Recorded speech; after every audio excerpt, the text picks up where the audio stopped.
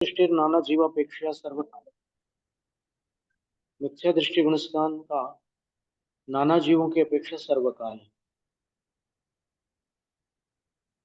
मनुष्य गति में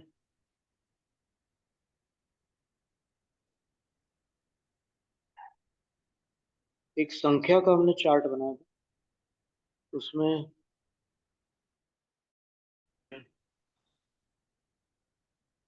मिथ्यात्व गुणस्थान में हमेशा रहते हैं। कुल पर्याप्तक मनुष्यों की जो संख्या है वो 29 अंक प्रमाण है, और उसमें से दूसरे से 14वें गुणस्थान वाले जीवों की जो राशि है उत्कृष्ट राशि, क्योंकि कुछ कुछ गुणस्थान सांतर मार्गणा वाले, अर्थात कभी अंतराल को प्राप्त हो जाते हैं, तो उतने जीवों को घटाने पर जो राशि आती है वो मिथ्यात्व गुणस्थान के जीवों की राशि होती है। और अपर्याप्तक मनुष्यों को और जोड़ दें तो श्रेणी का असंख्यात्व भाग प्रमाण मिथ्या दृष्टि मनुष्य हमेशा पाएगा। तो अभी यहाँ पर तो काल प्ररूपणा चल रही है, तो काल प्ररूपणा में उन्होंने ये बताया कि मनुष्यों में मिथ्या दृष्टि गुणस्थान का काल नाना जीवों की सर्वकाल है, हमेशा रहता है। एक जीवम प्रति, एक जीव के प्रति देखें तो जगन्य अंतर मुहूर्त है, जगन्य से अंतर मुहूर्त काल है। कोई एक जीव मिथ्यात्व गुणस्थान में किसी अन्य गुणस्थान से आया गिर करके और फिर वापस ऊपर के गुणस्थान में चला गया, तो फिर वो अंतर मुहूर्त काल बनता है। उत्कर्षेण प्रीणि पल्योपमानी पूर्व कोटि पृथक्त्व अभ्यधिकानी, ये अपन देख चुके थे कल कि अधिकतम 47 पूर्व कोटि अधिक 3 पल्य प्रमाण उसका काल होता है। बीच में एक अंतर मुहूर्त के लिए वो लब्धि अपर्याप्तकों में जन्म ले लेता। सासाधन सम्यक दृष्टि नाना जीवापेक्षा जगन्य नैका समय, सासाधन सम्यक दृष्टि गुणस्थान का मनुष्य गति में नाना जीवों की अपेक्षा जगन्य एक समय अंतर मुहूर्त, ये सब पढ़ चुके हैं। अधिकतम अंतर मुहूर्त काल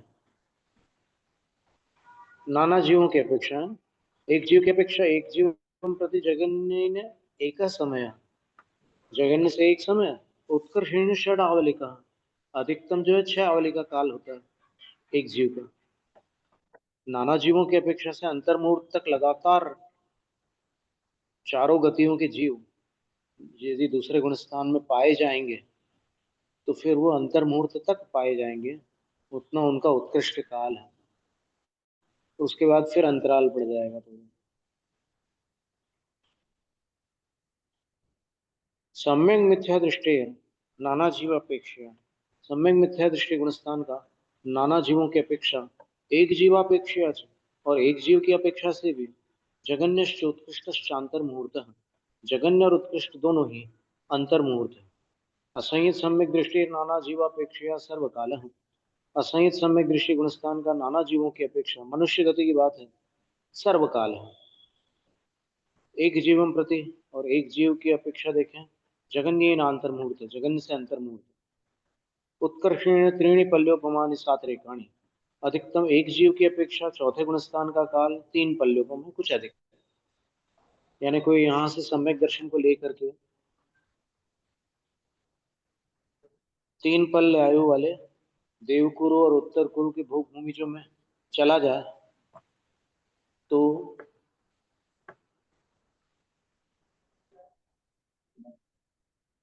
उतना काल बन जाएगा, चौथे गुणस्थान का अधिकतम काल एक जीव की अपेक्षा। मनुष्य पर्याय में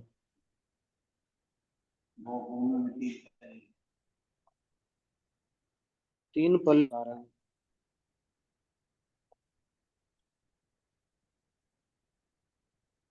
इसका अर्थ ये लेना कि अब अधिकतम काल बता रहे हैं, इसका मतलब ये ले लेंगे कि उसको जब मनुष्य आयु का बंध हुआ होगा पिछले भाव में दान के अनुमोदना आदि से,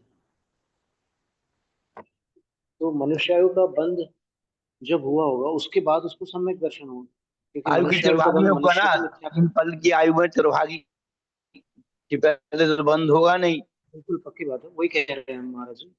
कि वो उतने त्रिभाग के बाद उसने आयु का बंध बांधा और आहार दान की अनुमोदना कर ली, मतलब सम्यक दर्शन हो गया उसको, या फिर आहार दान की अनुमोदना कर ली, तो अब भोग भूमि में जाना है उसको।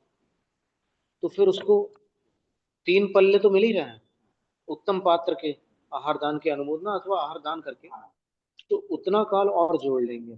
3 पल्ले में त्रिभाग जो पूर्व कर्म भूमि पर्याय का था उसको और जोड़ लेना, और वो पर्याय जो है एक पूर्व कोटि की होगी तभी उत्कृष्ट काल बनेगा, पता लगा और प्रथम त्रिभाग में आयु बंद होगा तभी बनेगा। सालों गति की उम्र में लगेगा। ठीक है ना महाराज जी? जी। हाँ जी। शेषाणाम सामान्योक्त काल, और ऊपर के जो बाकी गुण स्थान है 5वें से लेकर 14वें तक, वो मनुष्य गति में उनका जो सामान्य में कथित काल है वही काल है। देवगतौ, देवगति में, देवेशु, देवों में, मिथ्या दृष्टि गुण स्थान का नाना जीवापेक्षया सर्वकाल है, नाना जीवों की अपेक्षा सर्वकाल है। एक जीवन प्रति जगन्य अंतर्मुहूर्त, एक जीव की अपेक्षा जगन्य से अंतर्मुहूर्त काल है। उत्कर्षेण, उत्कृष्ट काल जो मिथ्यात्व का है वो देवगति 30 सागरों प्रमाणे, 9वें ग्रह में प्रीतिंकर विमान में 31 सागर की जो आयु है, उतना काल मिथ्यात्व के साथ रह सकता है कोई देव। अभव्य जीव चले जाते हैं ना, तो वो तो नियम से मिथ्यात्व के साथ रहता है, और कोई भव्य जीव भी रह सकते हैं, उसमें क्या बात है? हम्म। भाव परिवर्तन करने वाले भव्य जीव कई बार जाते हैं हाँ 9वें द्रव ग्रह हाँ में। द्रव द्रव मुनि जो है जी वह भी बिल्कुल वहां जा बिल्कुल। सकता है भाव का वर्णन करके। वहाँ दूसरे गुण स्थान का काल स्वर्गों के लिए स्वामी जी एक बात ध्यान रखो, सब स्वर्गों में लेस्या काम करती है।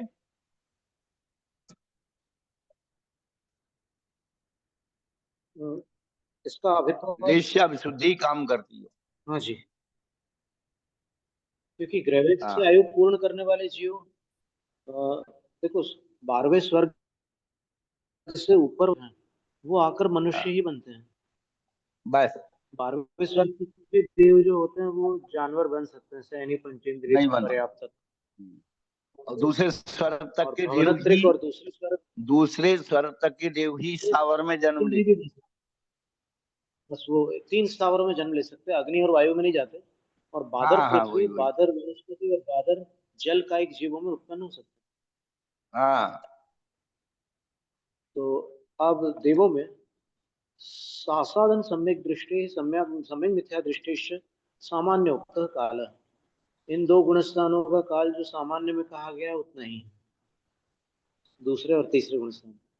इसके बाद असंयत सम्यक दृष्टि नाना जीवापेक्षा सर्वकाल है। चौथे गुणस्थान का नाना जीवों की अपेक्षा सर्वकाल है। एक जीवन प्रति जगन्य अंतर मुहूर्त, एक जीव के प्रति जगन्य से अंतर मुहूर्त काल। कोई देव अंतर मुहूर्त के लिए चौथे गुण स्थान में आ गया, फिर नीचे आ गया। उत्कर्षेण 63 सागर उपमाणी, अधिकतम काल जो है 33 सागर, क्योंकि कोई जीव सर्वार्थ सिद्धि में अगर चले गए तो फिर वो अ, शुरू से अंत तक सम्यक दृष्टि ही रहने वाले हैं। भवांतर में भी सम्यक दृष्टि रहेंगे, लेकिन अभी यहाँ देव गति में कितना काल है? बस बस बस। 33 सागर। इंद्रियानु, इंद्रियानुवादे ने, अब इंद्रिय मार्गणा से देखें। एकेन्द्रियाणम, एकेंद्रिय जीवों के, नाना जीवापेक्षा सर्वकाल है, नाना जीवों की अपेक्षा सर्वकाल है। एकेंद्रियों का काल कितना है? तो नाना जीवों की अपेक्षा सर्वकाल है। एक जब जीवन प्रति जगन्य न क्षुद्र भव ग्रहणम, एक जीव का जगन्य काल कितना है एक इंद्रियों में? क्षुद्र भव ग्रहण प्रमाण है। क्षुद्र भव का अर्थ होता है 1936 छावट वर्णन। स्वामी जी जी महाराज। क्षुद्र भाव का प्रमाण है जो एक श्वास में 18 बार होता है जन्म मरण। तो एक जो भाव है 18वें का वो हम्म। क्षुद्र भाव है। एक श्वास निश्चित, में 18 बार जन्म हुआ। वस्तुतः वो थोड़ा सा उसमें अंतर है। एकेंद्रियों की अपेक्षा अगर अपन विचार करें हाँ तो वो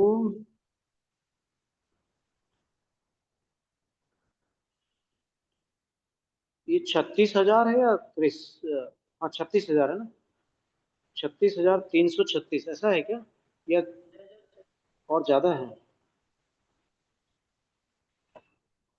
एक मिनट हम वो संख्या देख लेते हैं।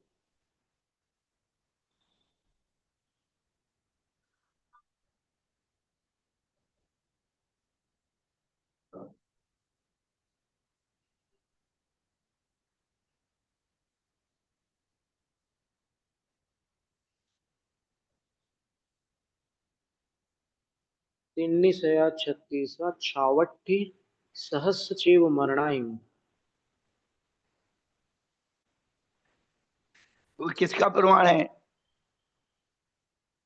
ये भावपाउड में भी है, धवला में भी है था। नहीं भाव, धवला की ये चौथी तो है, पुस्तक। लेकिन इतने हाँ, मरण को क्या कहेंगे? 66,000 उसका कितने समय में मरता है?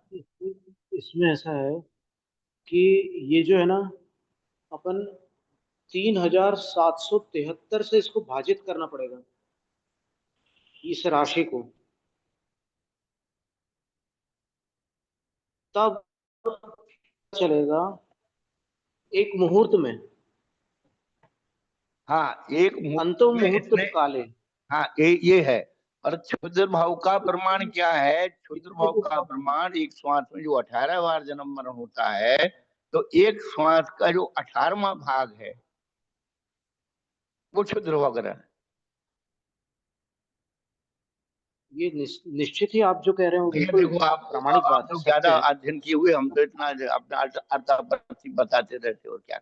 नहीं महाराज जी, हम ये बताना चाह रहे थे कि, एक मिनट।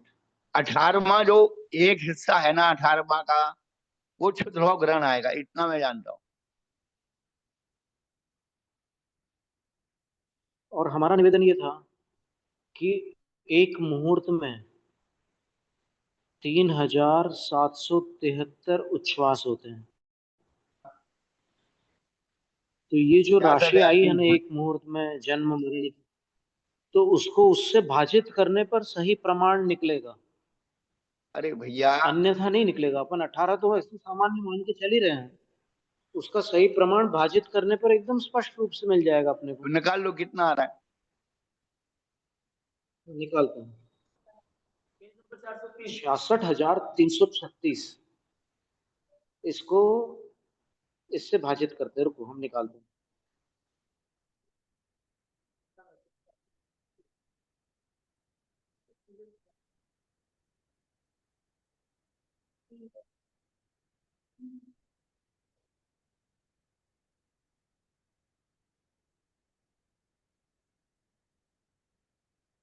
ये 17,58,1,7,6,5 लंबी राशि है, मतलब पूरे 18 नहीं होते हैं नहीं, एक वो तो श्वास में। आपकी अठ कुछ बात है।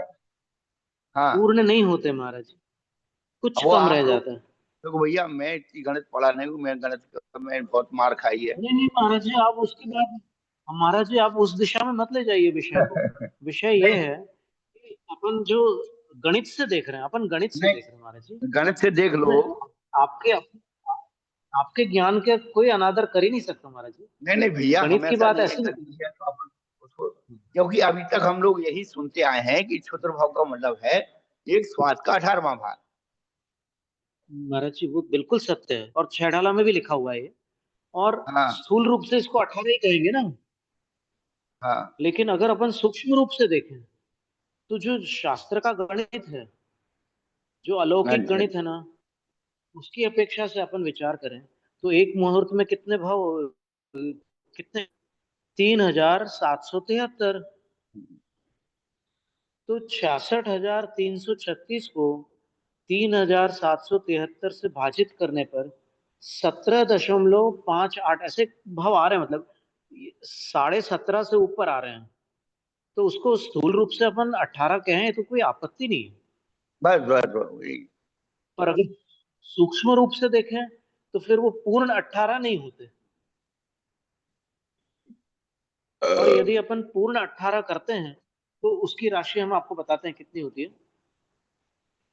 18 गुणित 3773, उसकी राशि 67,914 भाव हो जाती है। और जबकि वहां पर कितनी राशि है? 66,336। तो इतने भाव इसमें, अगर 18 मानते हैं तो इतने, तो इसमें से अपन देखो कितने बढ़ जाते हैं वो भी निकाल लेते हैं।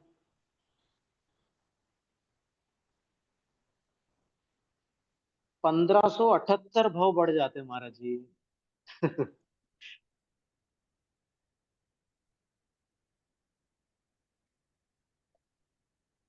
स्थूल कथन में अपने को कोई आपत्ति नहीं, बस ये सूक्ष्म कथन वाली बात थी।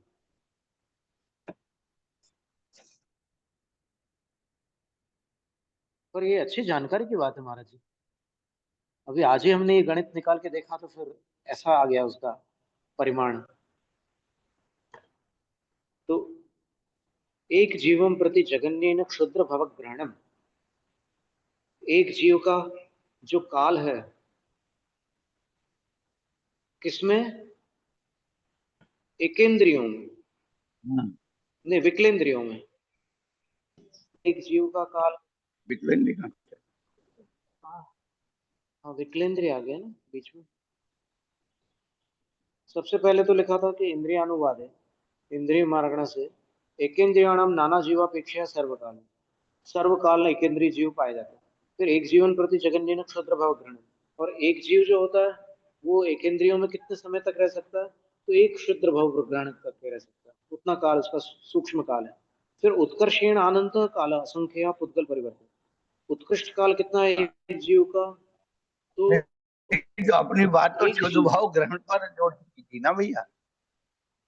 जी महाराज जी, क्षुद्र भाव का परिमाण अपन ने देखा, अपनी तो वो हाँ बस और एक श्वास में 17.5 से कुछ अधिक भाव हो जाते हैं, हाँ हाँ इतना अपनी गणना में आया था। तो अब अधिकतम कितना कितना काल हो सकता है एक इंद्रियों के अंदर किसी वो जीव तो का? उसमें लिखा है कि उत्कर्षेण अनंत काल, अनंत काल। तो अनंत काल को दूसरे हाँ शब्दों में क्या कह सकते हैं? असंख्य हाँ पुद्गल हाँ परिवर्ता, हाँ हाँ हाँ। असंख्यात पुद्गल परिवर्तन। अब विकलेंद्रियाणाम नाना जीवापेक्षा सर्वकाल, विकलेंद्रियों का नाना जीवों की अपेक्षा सर्वकाल है। ये जो मच्छर वगैरह काट रहे हैं अपने को, ये हमेशा रहता है, सर्वकाल होता। बस ये है कि यहाँ भरत और ऐरावत क्षेत्र में जब भूमि आती है तब ये विकलेंद्रियों का अभाव हो जाता है। भोग भूमि में विकलेंद्रीय जीव नहीं होते, और म्लेच्छ खंड में नहीं होते। तो ये भी अमेरिका खास वगैरह में नहीं जानकारी की होते क्या बात है। ये? नहीं, अगर विकलेंद्रीय जीव है अमेरिका में तो अमेरिका म्लेच्छ खंड नहीं हुआ। यही तो चीज है। पक्की बात है, वो तो वो हम्म। लोग पहचान।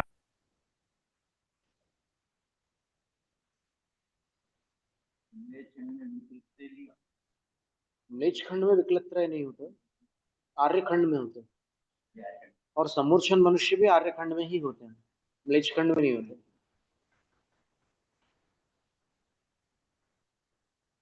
समुच्छिमा मनुष्या अज्जव खंडेषु हन्ति नियमेन, समूर्छन मनुष्य आर्य खंड में ही नियम से होते, अन्यत्र नहीं होते। और कभी कभी इनमें अंतराल भी पड़ता है। समूर्छन मनुष्य जो है ना सांतर मार्गणा में आता है, अभी आगे बताएंगे वो अंतर प्ररूपणा में। तो विकलेंद्रियों का कितना काल है? तो बोले नाना जीवों की अपेक्षा सर्वकाल, एक जीवम प्रति जगन्य क्षुद्र भव ग्रहण, एक जीव की अपेक्षा जगन्य से क्षुद्र भव ग्रहण का प्रमाण काल है। अब इसमें एक बात समझनी होगी कि ये जो 66,300, ये सारे भाव एकेंद्रियों के नहीं है, इनमें भैया एकेंद्रियों की गिनती। जी महाराज, जी चार महाराज, सौ तीन नंबर पर प्रभाचंद्र आचार्य की टिप्पणी दी है, जी महाराज। वहां मिल जाएगा आपको। हाँ हाँ हाँ। 403 नंबर पर। मिल गया मिल गया मिल गया। तिण्णी सह छत्तीस छावट्ठी सहस जन्म मरणानी एव दिया खुद भवा भवंति अंतो मुहूर्तस्य। विगलिंदी असिधि, देखो इसमें 66,336 में 80 60 40 में 80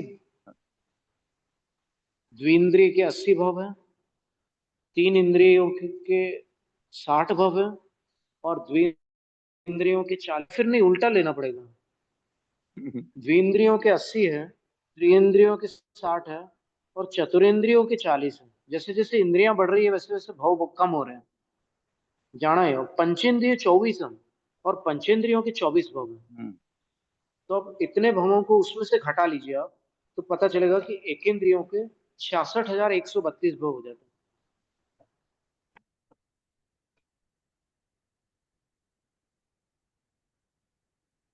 आगे और पढ़िए पूरे। यदा क्या एवं मुहूर्तस्य मध्ये यदा एतावन्ति चै यदा चैव जन्म मरणानि मुहूर्तस्य मध्ये एतावन्ति जन्मानि भवन्ति तदैकस्मिन् उच्छ्वासे 18 जन्म मरणानि लभ्यन्ते। जब एक मुहूर्त के मध्य इतने जन्म मरण होते हैं, तब एक उच्छ्वास में 18 जन्म प्राप्त होते हैं। तत्रैकस्य, उनमें से एक जन्म की क्षुद्र भव संज्ञा होती है। मिल गया। तो फिर ये जो 18 उनने बनाया है,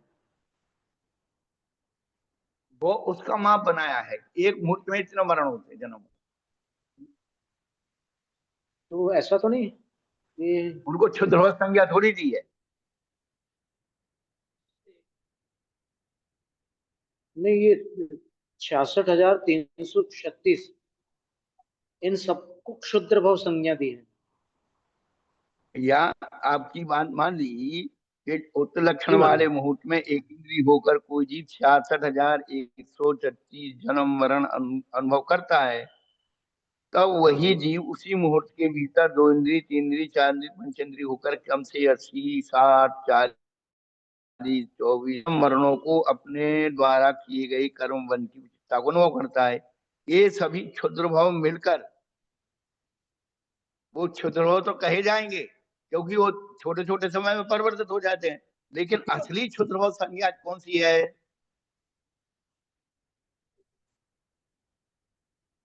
ये सभी एक क्षुद्र एक भाव भाव की मिलकर इतने क्षुद्र होते थे। एक श्वास में 18,000 मरण होता है।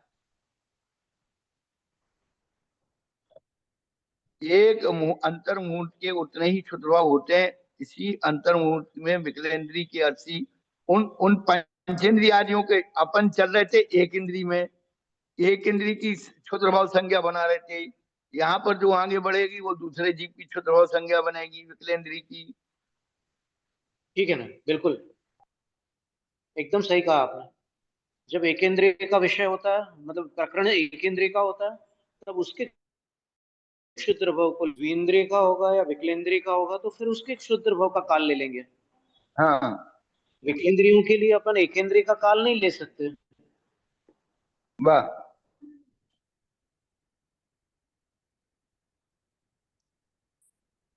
अब प्रश्न ये है कि सबके काल समान है या असमान है।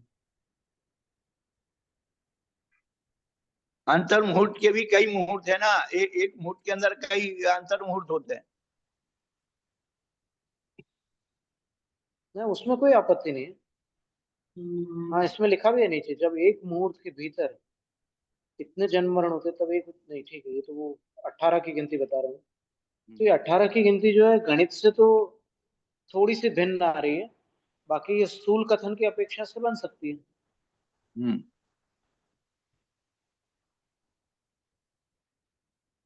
क्योंकि 66,336 को करते हैं 3,773 की संख्या से, तब वो जो राशि आती है वो 18 से किंचित न्यून आती है। बस इतना ही निवेदन था। और क्षुद्रभाव का प्रमाण तो मिल गया ना।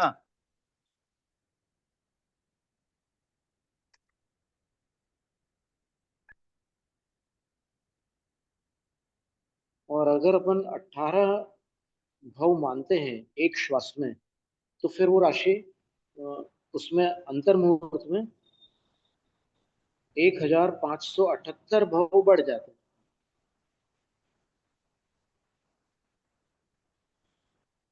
क्योंकि सीधी सी बात है, एक मुहूर्त में 3773 उच्छ्वास है, उसको आप 18 से गुणित कर दीजिए,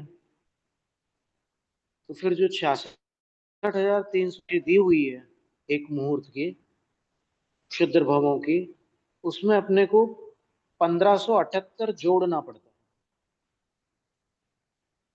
इतना ही निवेदन था। भैया उतनी गणित में मेरे फोन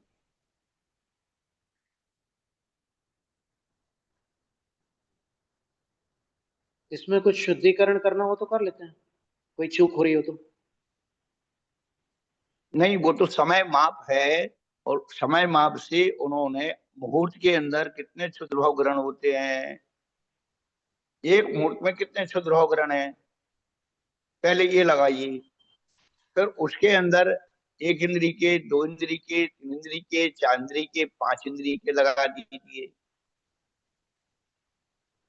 एक इंद्री के एक श्वास में 18 बार जन्म मरण हो रहा है, तो उसका ये 18वां लगेगा। दो इंद्र जन्म मरण, उसका उतना भाग लगेगा क्षुद्रभाव ग्रहण का।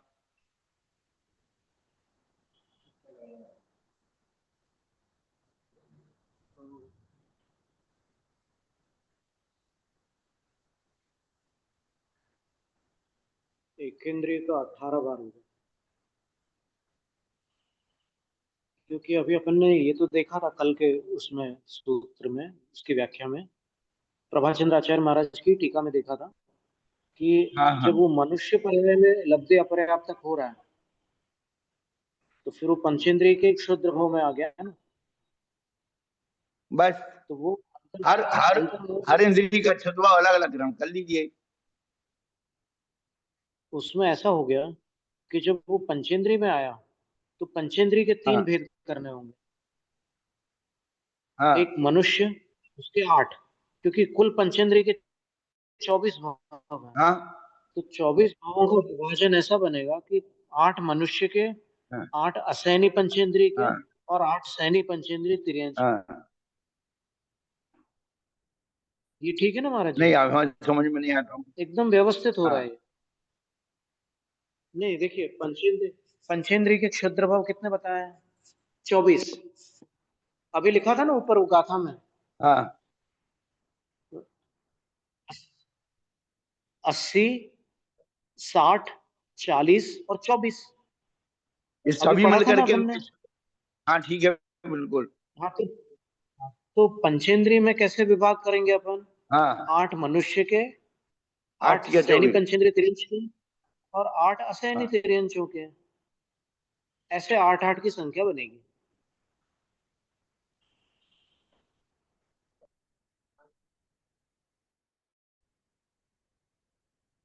तो नहीं, ये संख्या अपन कैसे बनाएंगे भाई, मनुष्य के, तिरंत के और उनके, क्योंकि सैनिक पंचेंद्र तो देव भी है। नहीं नहीं, देवों में नहीं होता ना लब्धि अपर्याप्त। अच्छा, देव और लब्धि नरकों में पर्याप्त तक। लब्धि अपर्याप्त नहीं हाँ होता। नहीं, नो ठीक। हाँ ये क्षुद्र भवों की बात चल रही है। हाँ, ठीक है। हम भी क्षुद्र थोड़ा भवों इधर में उधर केवल ना। कर्म भूमि के, कर्म भूमि वाले ही आएंगे महाराज। हाँ ठीक है। और कर्म भूमि में ये 3 भेद बन जाएंगे, सैनी, असैनी और मनुष्य। हम्म, सैनी, असैनी तिर्यंश, और मनुष्य हम्म, लब्धि अपर्याप्त। हम्म, तो हम्म। 24 की गिनती बन जाएगी। ऐसा अभी हमें समझ में आ रहा है, फिर इसमें कोई सुधार हो तो बता सकते हैं। नहीं क्योंकि भैया, इतना 24 की तो। गिनती, हाँ, 24 की गिनती तो पक्की है। बहुत संख्या। तो 24 की गिनती कल पढ़ा था ना, कि मनुष्य के 8 भाव लेता है वो। हाँ।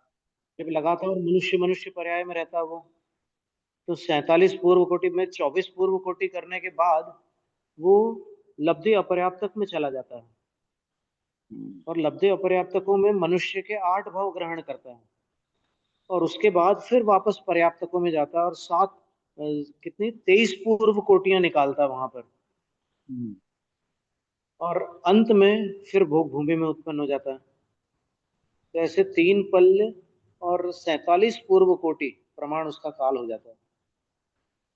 तो वो जो 8 की गिनती कल आई थी, उससे हमारा ध्यान इस तरफ गया कि मनुष्यों के 8 ही भव होते हैं, क्षुद्र भव।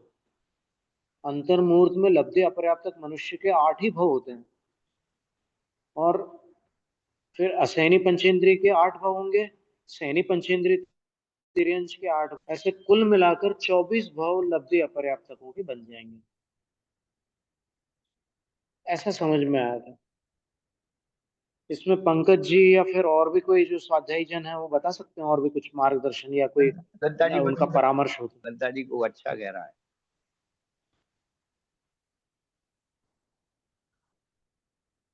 लता जी नहीं जुड़ी क्या? लता जी।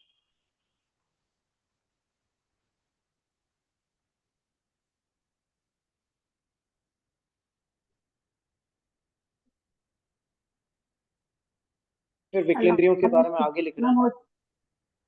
नमोस्तु महाराज हाँ श्री, जी, बोलिए। नमोस्तु महाराज श्री। इच्छाचार सुलभ जी, पटमाधारियों को आशीर्वाद। वंदना सबसे। ये जो एक एक सेकंड में निकाल रही हूँ महाराज श्री, कहीं पे मैंने कुछ लिख रखा है, याद नहीं पूरी तरह से महाराज जी, मैं थोड़ा निकाल रही हूँ। विकलेंद्रियों का एक जीव की अपेक्षा से जगन्य काल क्षुद्र भव प्रमाण है। उत्कर्षेण संख्यानि वर्ष सहस्राणि। अधिकतम काल जो है एक जीव की अपेक्षा विकलेंद्रीय पर्याय में संख्यात 1000 वर्ष है। उसके बाद वो विकलेंद्रीय पर्याय छूट जाती है। यानी एक जीव संख्यात 1000 वर्षों तक कीड़े मकोड़े आदि जीव जंतुओं में उत्पन्न हो सकता है, फिर उसके बाद वो पर्याय छूट जाएगी। फिर पंचेंद्रियेषु मिथ्या दृष्टि नाना जीवापेक्षा सर्वकाल है। पंचेंद्रियों में मिथ्या दृष्टि गुणस्थान का नाना जीवों की अपेक्षा सर्वकाल है। एक जीवम प्रति जगन्य अंतर्मुहूर्त है। एक जीव के प्रति जगन्य से अंतर्मुहूर्त काल है। उत्कर्षेण सागरोपम सहस्रम पूर्व कोटि पृथक्त्वैरभ्यधिकम। अधिकतम 1000 सागरोपम सागरम। और उस 1000 सागरोपम में और क्या जोड़ना है आपको? तो पूर्व कोटि पृथक्त्वैरभ्यधिकम। पूर्व कोटि पृथक्तों से वह अभ्यधिक एक सागरोपम 1000, सागरोपम 1000, 1000 सागरोपम शेषाणाम सामान्य युक्त काला है। अब इसको भी अपन वहां देखते हैं प्रभाचंद्र आचार्य महाराज की टीका में। महाराज श्री, शायद मैं जो, मुझे पता नहीं, मैं जो बोलने जा रही हूँ चर्चा उसकी है या कुछ और है। ये मैंने उसी से लिखा था महाराज श्री, धवला से ही लिखा था। मनुष्य मनुष्य पर्याप्त और मनुष्य ने एक जीव की अपेक्षा उनका उत्कृष्टम काल पूर्व को 47 पूर्व कोटि से अधिक 3 पल्ले प्रमाण बताया है। किसी भी अविवक्षित पर्यायों से आकर मनुष्यों में हाँ उत्पन्न ये होकर सैता हाँ, ये सैता कल पढ़ चुके हैं, ये कल 47 पढ़ पूर्व। चुके हैं। अच्छा, हाँ, तो इसमें निरंतर रहने का या उत्कृष्ट काल त्रस पर्याय के 2000 सागर वर्ष के उत्कृष्ट काल में से, इसमें तो महाराज जी लिखा हुआ कि स्त्री 8 पूर्व कोटि तक ब्राह्मण स्त्री पुरुष नपुंसक वेद में 24 पूर्व कोटि के बाद नियम से लब्ध पर्याप्त में उत्पन्न होकर अंतर्मूर्त में 8 बार, क्या ऐसा 8 लिखा है। बार ना? हाँ, बस वही हाँ, 8 बार 8 वाली बार। बात जो थी ना, उसी की चर्चा थी कि वो लब्धि हाँ, अपर्याप्त तक के जो 24 पंचेंद्रियों के भाव है एक मुहूर्त में, हाँ, तो उस मुहूर्त में 24 भाव कैसे घटित होंगे इसकी चर्चा है बस। तो 8 मनुष्य भाव हो गए, 8 से अधिक नहीं हो सकते। हाँ, और 8 सैनी पंचेंद्रिय तिर्यंश के होंगे, और 8 असैनी तिर्यंशों के होंगे। और असैनी में पंचेंद्रिय को ही लेना होगा, क्योंकि ये 24 की संख्या पंचेंद्रियों की है। हाँ, पंच। विकलेंद्रिय बता ही चुके हैं, 80 60 40। हाँ, ठीक है, इतनी बात थी। तो अब आगे कह रहे हैं कि पंचेंद्रियेषु, पंचेंद्रिय जीवों में मिथ्या दृष्टि जीव, मिथ्या दृष्टि गुणस्थान का नाना जीवापेक्षा सर्वकाल, नाना जीवों की अपेक्षा सर्वकाल। एक जीवम प्रति जगन्य अंतर्मुहूर्त, एक जीव के प्रति जगन्य से अंतर्मुहूर्त काल है। यानी कोई एक जीव पंचेंद्रिय पर्याय में अंतर्मुहूर्त तक मिथ्या दृष्टि रह सकता है, कम से कम। उत्कर्षेण सागरों सहस्रम पूर्व कोटि पृथक्त्वैरभ्यधिकम्। अधिकतम 1000 सागर और कुछ पूर्व कोटि पृथक्त्व उसमें और जोड़ लेना। शेषाणाम सामान्य युक्त काल, शेष का सामान्य कथित काल है। अब काया काय मारणा की अपेक्षा पृथ्व्यप तेजो वायु कायिका नाम नाना जीवापेक्षा सर्वकाल है। पृथ्वी जल अग्नि और वायु कायिक जीवों का नाना जीवों की अपेक्षा सर्वकाल हाँ। एक जीवन प्रति जगन्य क्षुद्र भवक गृहीण, एक जीव के प्रति जगन्य से कितना काल है? तो क्षुद्र भोग।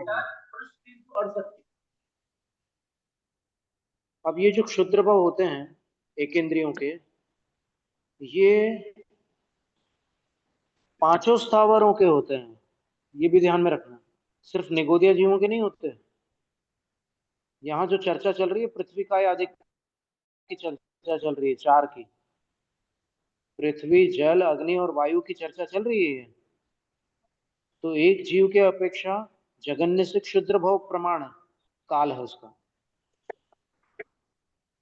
उत्कर्षेण असंख्य या लोका, और उत्कृष्ट काल जो है पृथ्वी जल अग्नि वायु कायिक जीवों का असंख्यात लोक प्रमाण, अर्थात लोक में जितने प्रदेश हैं उसको ऑलरेडी असंख्यात से अभी में कई सामान रखना बहुत जरूरी है। गड्ढा ये सब बनाना ना वाला वही में 80 डब्बे 80 जोड़ी का बनाना वाला वाले खड़े वाले खतर हो गया। क्या बोल रहे हो भाई? कुछ बोल रहे हैं आप? नहीं नहीं, वो कुछ नहीं महाराज जी, बोलिए। अच्छा,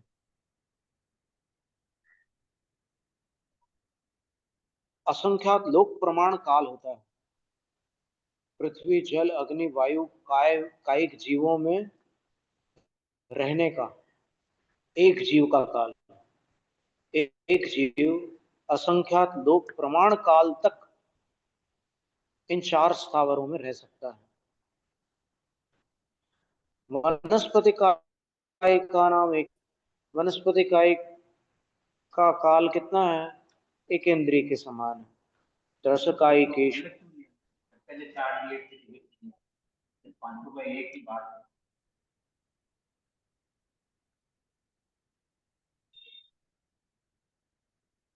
उनको साथ में देते तो फिर लोग जो अधिक राशि है वो वनस्पति में लगा लेते, इसलिए उनको अलग से दिया ताकि ये समझ में आ जाए कि उनके समान वनस्पति का काल है। काल अनंत निगोद मझार अपन बोलते हैं, वास्तव में देखा जाए तो पांचों स्थावरों में अनंत काल है। ऐसा नहीं है कि अकेले उसमें निगोद में ही है। निगोद में क्या साधारण नाम कर्म का उदय है, और इनमें साधारण नाम कर्म का उदय नहीं होता है, सूक्ष्म नाम कर्म का तो उदय होता है पृथ्वी जय, लेकिन साधारण नाम कर्म का उदय नहीं होता। एक शरीर में अनंत जीव नहीं रह सकते। इसमें जल का एक जीव का जो शरीर है उसमें एक शरीर में अनंत जीवों का निवास नहीं होता। वो साधारण नाम कर्म के उदय से वनस्पति में ही बन सकता है। इसलिए यहाँ पर उनको चारों को अलग से बता दिया और फिर कहा कि आप ये मत वनस्पति समझना कि गाय अनंत वनस्पति का अनंत। ज्यादा काल है, ठीक है ना? वो तो संख्या की बात हो गई महाराज जी, अभी हाँ। यहाँ पर काल की बात चल रही है। तो यहाँ क्या कह रहे हैं कि उत्कर्षेण असंख्य लोका, असंख्यात लोक प्रमाण काल है उनका एक जीव की अपेक्षा, और उतने काल को पूर्ण करने के बाद वो जीव किसी अन्य उसमें चला जाएगा, मार्गणा परिवर्तित कर देगा, ऐसा है। मेरा काला सस्य भी काई है, जो है टिप्पणी में काला भी दिया है, लोका भी दिया है। तो ये थोड़ा सा ये रहता है कि भाई अब चूंकि एक इंद्रिय जीव है इसलिए उसको असंख्यात लोग मानने में कोई बाधा नहीं होती है, क्योंकि वनस्पति का एक नाम एक इंद्रिय पर। अब यहाँ पर फिर ये समस्या आएगी कि वनस्पति काई जीव निगोदिया जीवों का जो जो अनादि से अभी तक निगोद में है, उनका काल तो असंख्यात लोक से अधिक हो गया है। तो वो कैसे नहीं अपन हमारा डिटेक्ट करेंगे? नहीं, हमारा मानना है कि इसका उपमा मान जो है ना लोग क्यों बनाया, काल बनाना चाहिए था। तो काल की कल्पना नहीं चल वो रही तो है पता और है इसमें जी क्षेत्र महाराज जी। क्षेत्र डाल करके। असली में महाराज जी काल बनाने से ना अनंत काल नहीं बनेगा वो, फिर असंख्यात काल अच्छा लेना अच्छा। पड़ेगा वो। तो असंख्यात काल नहीं बन सकता वनस्पतियों का ना। हाँ। वनस्पति कायिक जीव, मतलब वनस्पति कायिकों में एक जीव अनंत काल तक उत्पन्न हो सकता है।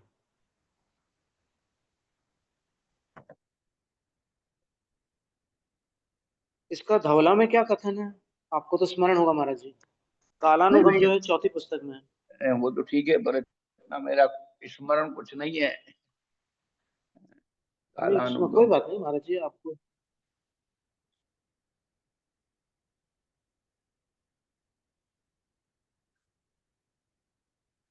कालानुगम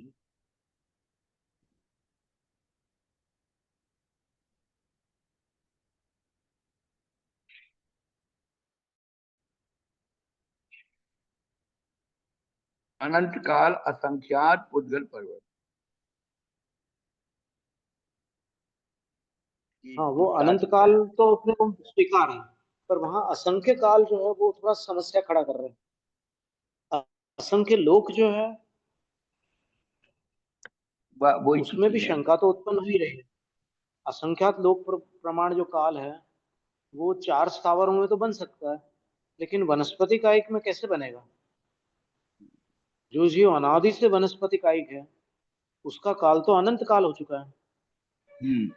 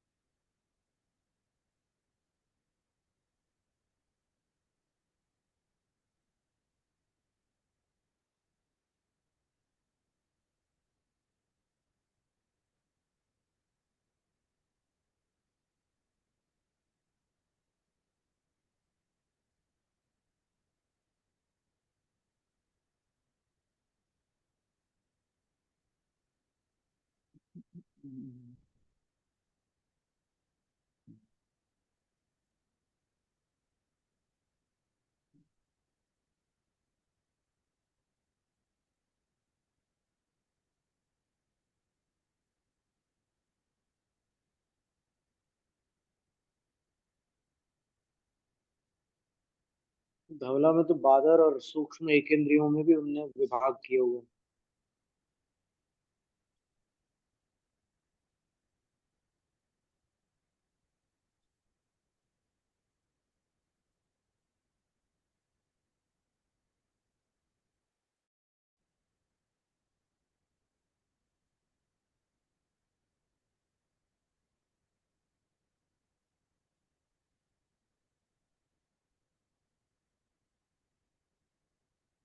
इंद्रियाणुवादेन पढ़े महाराज जी? हाँ ये धवला पुस्तक 4 पृष्ठ 388, सूत्र 107। कालानुगमे इंद्रिय काल परूवणम। कालानुगम में एकेंद्रियों के काल की प्ररूपणा। इंद्रियानुवादेन इंद्रिया केविचरम कालादो होदि नाना जीवम पड़ुच्चम सब बद्धा। इंद्रिय मारणा की अपेक्षा एकेंद्रिय कितने काल तक होते हैं? तो आचार्य उत्तर देते हैं, भूत बलि आचार्य महाराज, नाना जीवों की अपेक्षा किसी भी काले इंद्रियाणम विरहा भावादि। तीनों कालों में एक इंद्रियों का कभी विरह नहीं होता। एक जीवम पड़ुच जन खुद्दा भव ग्रहणम। एक जीव की अपेक्षा जगन्य से क्षुद्र भव ग्रहण प्रमाण काल होता है। अणेन्द्रियस एन्द्रियस एन्द्रियसु उपज्य, जो एक इंद्रिय से अधिक इंद्रिय वाले जीव हैं उनका इंद्रियसु उपज्य, एक इंद्रियों में उत्पन्न होकर सब जहन मेन्द्रिय अच्छी सर्व जगन्य एक इंद्रिय के काल तक स्थित रहकर अणे इंद्रिय उपन्नस, फिर किसी और उसमें चले जाएं, इंद्रिय मार्गणा के दूसरी शाखा में चला जाए, तो उतना काल खुद्दा भवक गहनम मित इंद्रिय काल अवलंब, केंद्रीय का सर्व जगन्य काल है। कोई जीव दो इंद्रिय या कहीं और से आकर के एक इंद्रिय बना और एक इंद्रिय की क्षुद्र भव वाली आयु पूरी करके वापस दो इंद्रिय या कहीं चला गया, बाहर चला गया एक इंद्रिय से, तो उसका क्षुद्र भव ग्रहण प्रमाण जो काल है वो एक इंद्रिय पर्याय का सबसे छोटा काल। उत्कृष्टेण अनंत कालम असंख्य पुग्गल पर्यटम, उत्कृष्ट से एक इंद्रियों का काल अनंत काल है, असंख्य पुद्गल परिवर्तन प्रमाण काल है। अणे इंद्रियो इंद्रिय सुप्तज्य अति बहुवम कालम यदि अच्छेदी तो आवली आए असंख्य भाग मेत्तानि चेव पोग्गल पर्यट्टानि अच्छेदी। कोई एक इंद्रियों के बाहर से एक इंद्रियों में उत्पन्न होकर अत्यधिक स्थिर रह जाए, यदि अत्यधिक काल तक के रहता है तो आवली के असंख्यातवे भाग मात्र, आवली के असंख्यातवे भाग में जितने समय हैं उतने पुद्गल पर्यट्टानी अच्छी, पुद्गल परिवर्तन काल तक जा सकता है वो वहां पर। स्वामी जी, एकदम। हाँ जी महाराज। स्वामी जी, रूपणा चल रही बोलिए है महाराज जी। काय अनुवाद की, हाँ और काय अनुवाद का हाँ अपन जी जो है बिल्कुल आप ठीक है। इंद्रिय अनुवाद का वर्णन कर रहे हैं। आप थोड़े आगे बढ़िए, 401 नंबर पेज निकालिए। 401। हाँ, और उसमें जब वो जघन्य कहा, उत्कर्ष कहा है तो असंख्य लिखा है, और उसमें उत्कर्ष ने असंख्य, यहाँ काला सर्वा सिद्धि 1 और 8 पहला सूत्र। अपन इंद्रिय अनुवाद को, अरे काय अनुवाद को इंद्रिय अनुवाद में मत ले जाइए, इसलिए उन्होंने वनस्पति काय का नाम एक इंद्रिय बद दे दिया। एक इंद्रिय में जो घटित अच्छा हुआ है काल का असंख्यात उद्गल परिवर्तन उत्कर्ष। अच्छा ठीक कह रहे हैं महाराज जी आप। तो अब यहाँ से हम पढ़ना शुरू करते हैं ना, सूत्र नंबर 139। हाँ हाँ, जी महाराज जी। मारना इंद्रिय से मग्ना मार का कर गए, समर्थन। गड़बड़ हो जाएगा पूरा। जी महाराज एकदम सही, आपने बिल्कुल सही परामर्श दिया कि अभी ये काय मार्गणा में अपन इस विषय को देख लेते हैं। और वनस्पति काय को उन्होंने एक इंद्रियवत कर दिया। सही बात है। 4 काय लिए हैं, पृथ्वी, जल, अग्नि और वायु, इस सूत्र में। ओ सही कह रहे हैं आप। कायानुवादेन पुडविकाय्या आहुकाय्या तेहुकाय्या वाहुकाय्या केविचरण कालादो होंती।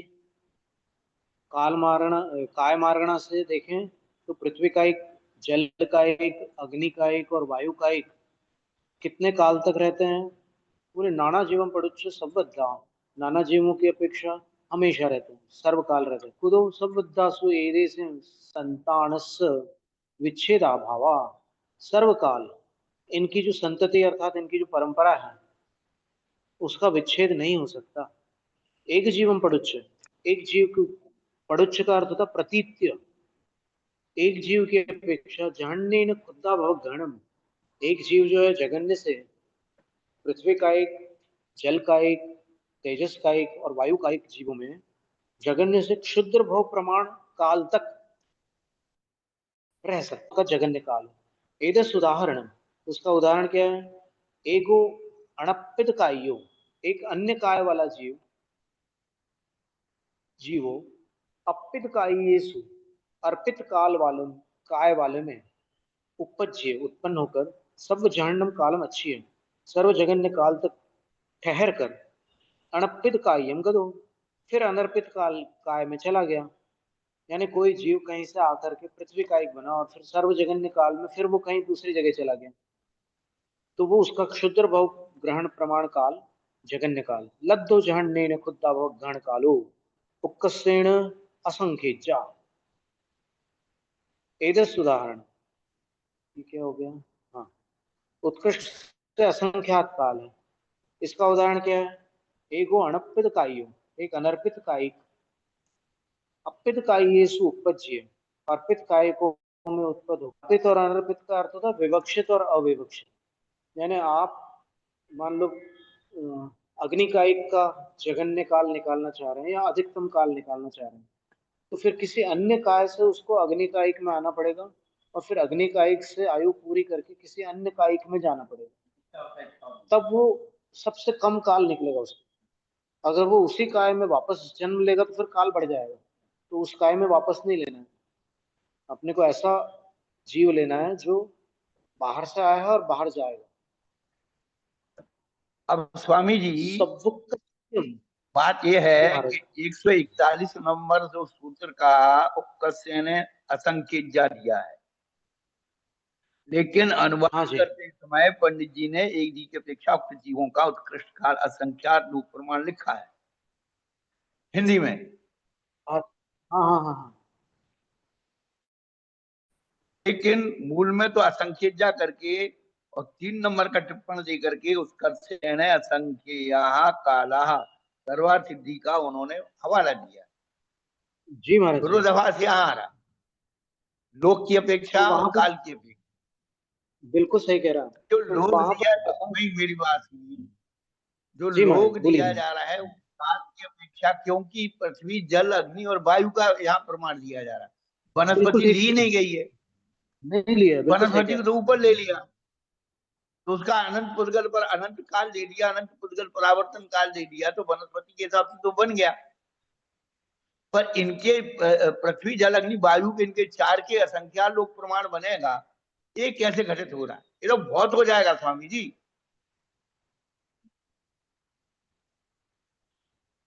एक लोक का समझ नहीं रहा। है। जी महाराज जी।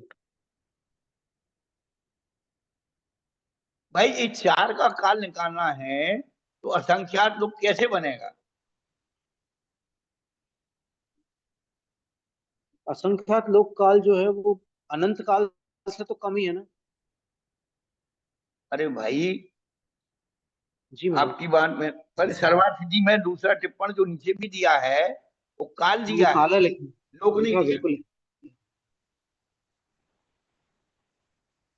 उत्कर्षेण असंख्येय कालः, ये टिप्पण में लिखा हुआ है। हाँ, अब असंख्यात लोग डाल दोगे तो असंख्यात लोक में जितने काल है उतना प्रमाण हो जाएगा।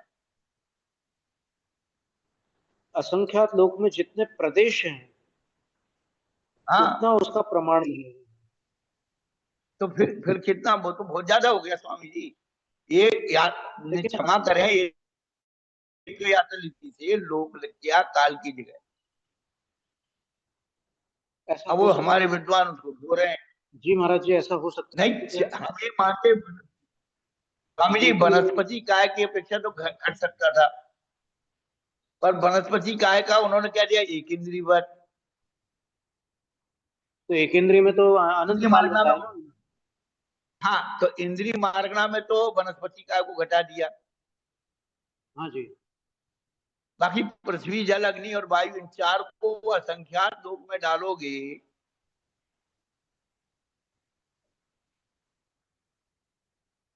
तो असंख्यात की भी तो संख्या है।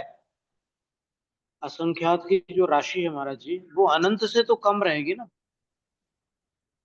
अब वो तो आप लोग बताइए, हमें पता नहीं, उसमें क्या बताने की बात है? जब असंख्यात शब्द स्पष्ट अपने आप में कह रहा है कि वो अनंत नहीं, हाँ, तो अनंत अनंत नहीं से है तो तो कम ही रहा असंख्यात। है ना। स्वामी जी, असंख्यात लोक की हाँ जगह जी। असंख्यात काल डालने में क्या दिक्कत थी?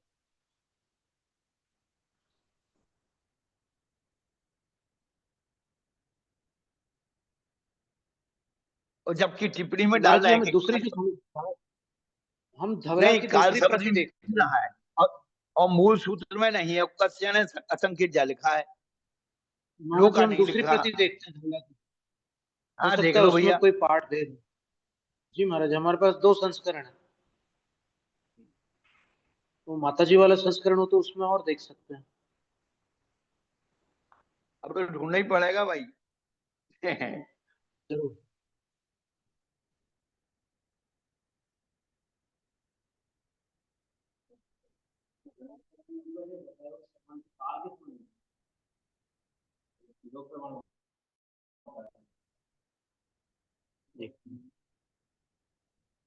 ओहो,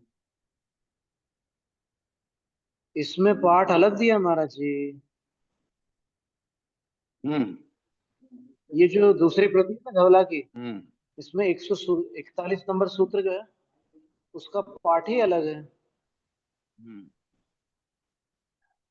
उक्कसेण असंखेज्या लोगा, ये पाठ है।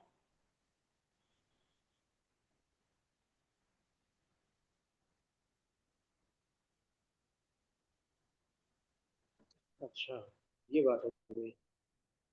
तो फिर सरवार शुद्धि का जो पाठ पंडित जी ने अपने संपादन में लिया हुआ है उसका हम्म। संबंध यहाँ धवला से हो गया।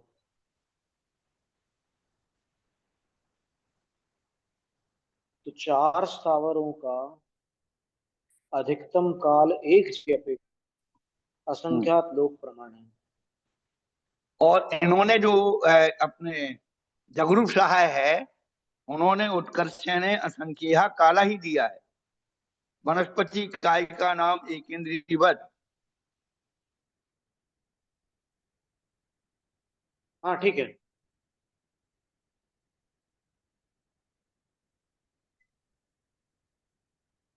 यदि धवला जी में लोक मिल रहा है तो हमें कोई दिक्कत नहीं। नहीं, इसमें लोगा लिखा है।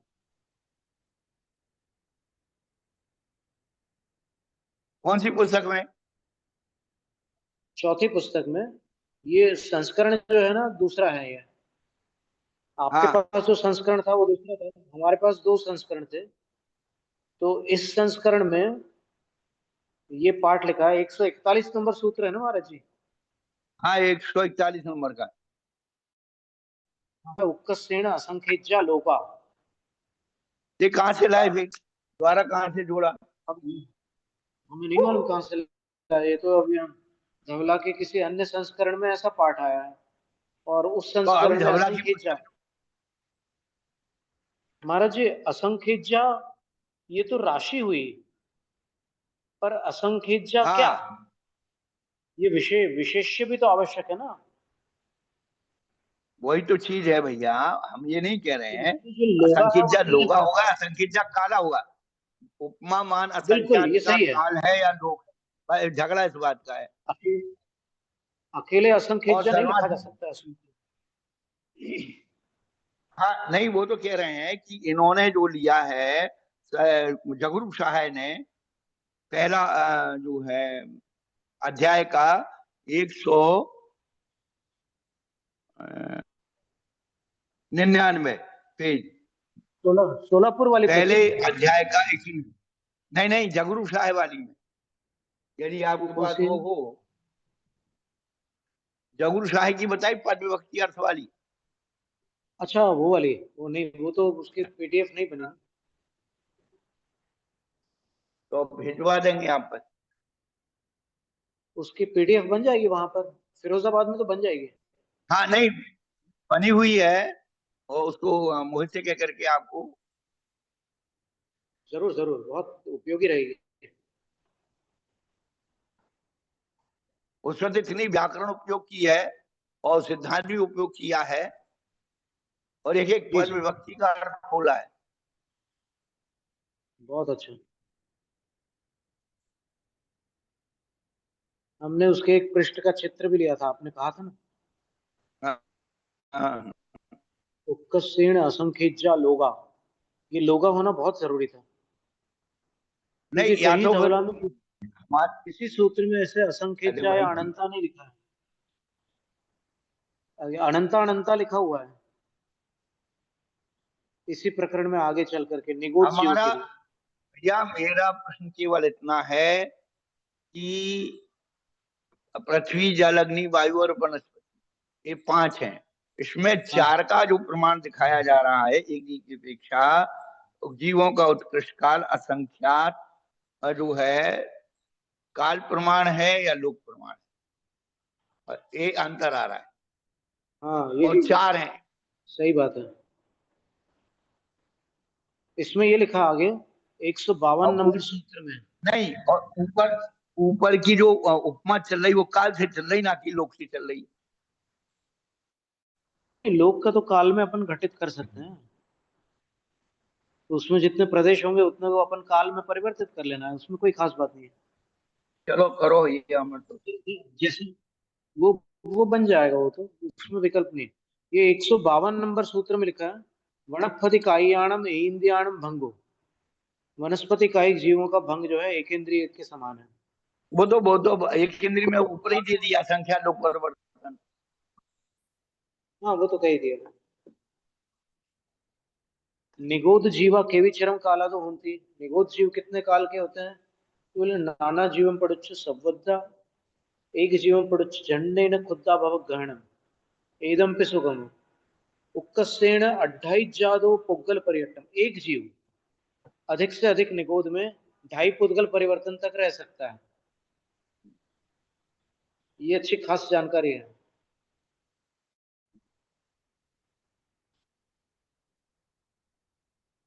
ठीक है, आज इसी में समय निकल गया, पूरा हो गया। अब इसके आगे का विषय अपन आगामी सत्र में देख लेंगे। नमस्ते महाराज जी। यदर्थमात्रा पदवाक्यहीनं मया प्रमादादिति किञ्चनोक्तं तन्मे क्षमित्वा विदधातु देवी सरस्वती केवलबोधलब्धिं। बुद्धिः समाधिः परिणामशुद्धिः स्वात्मोपलब्धिः शिवसौख्यसिद्धिः। चिन्तामणिं चिन्त्य वस्तुदाने त्वां वन्दमानस्य ममास्ते।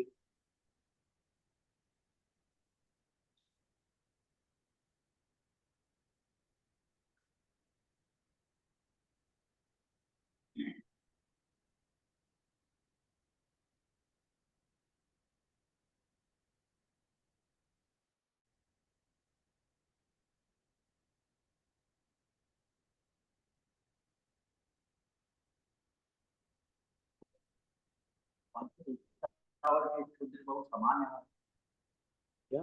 पांचों का बहुत समान है। बोल दिया कि इस बात में 18 बार है, जैसे पांचों स्थलों में भूल जाते। अभी ऐसा पृथक पृथक वर्णन तो कहीं मिला नहीं है, देखिए कैसे। सूत्र बहुत हाँ, इनके सबके शुद्र भाव प्रमाण जगन्य काल बोला है। तो अब इसमें ऐसा नहीं लिखा कि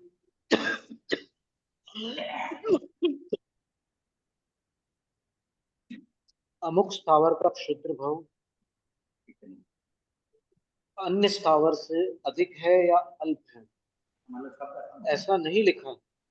सबका समान है ऐसा अपन निर्णय पूर्वक नहीं कह सकते।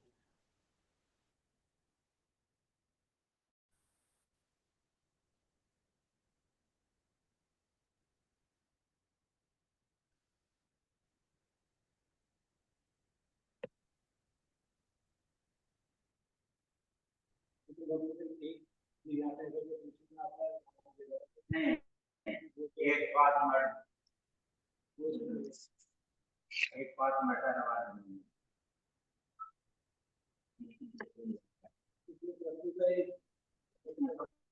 क्या बोलूं? नहीं, कुछ लोग एक बात में 18 बार जन्म करना, ये एक श्वास में 18 बार। तो वो 18 तो मोटा हिसाब है, मैंने अभी कई बार बताया आपको। महाराज श्री 18 में एक सूत्र है, महाराज 15 श्री एक सूत्र आया है इसमें उक्कसेन अनंत काल संख्य जो पोगल परियट्टम। लेकिन अठावर का ऐसे कह रहे हैं, तो यहाँ तो एक इंद्री में आया कि एक इंद्रिय का उत्कृष्ट काल अनंत कालात्मक असंख्यात पुद्गल परिवर्तन है। पक्की बात है। इसी में महाराज श्री चौथी पुस्तक में है 109 नंबर का सूत्र है। वो देख लिया हमने 152 सूत्र में भी एक इंद्रिय वाला भंगी बताया। तो असंख्यात पुद्गल परावर्तन को इन्होंने अनंत, चूंकि एक पुद्गल परावर्तन